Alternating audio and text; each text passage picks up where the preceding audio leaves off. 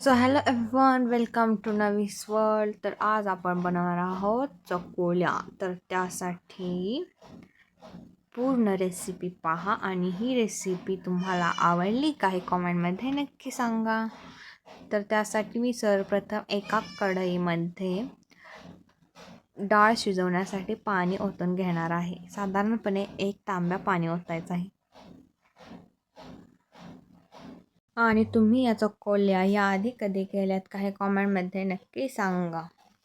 तर मी इथे एका कढईमध्ये पाणी गरम करून घेतलेलं आहे आणि मी इकडे डाळ घेतलेली आहे आणि त्याच्यामध्ये 2 चमचे तेल घालून घेतलेलं आहे आणि ते नीट मिक्स करून ते आता गरम पाण्यामध्ये टाकायचे आहे.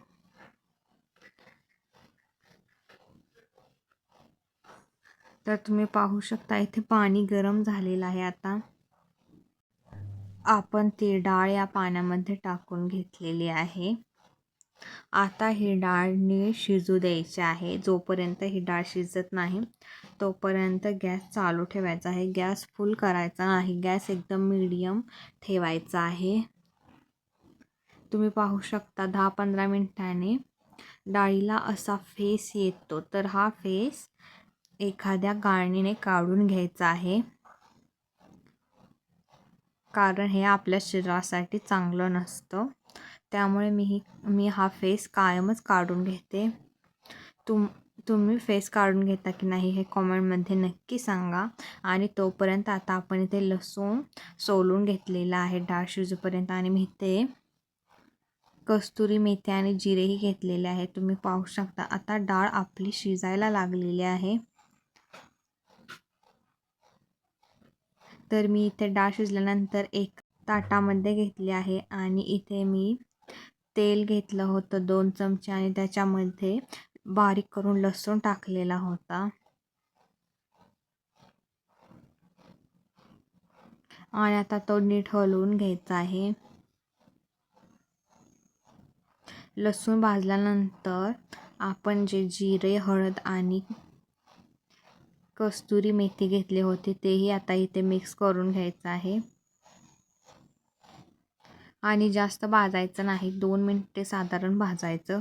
आणि आता त्याच्यामध्ये ती डाळ शिजवली होती ती टाकायची आहे.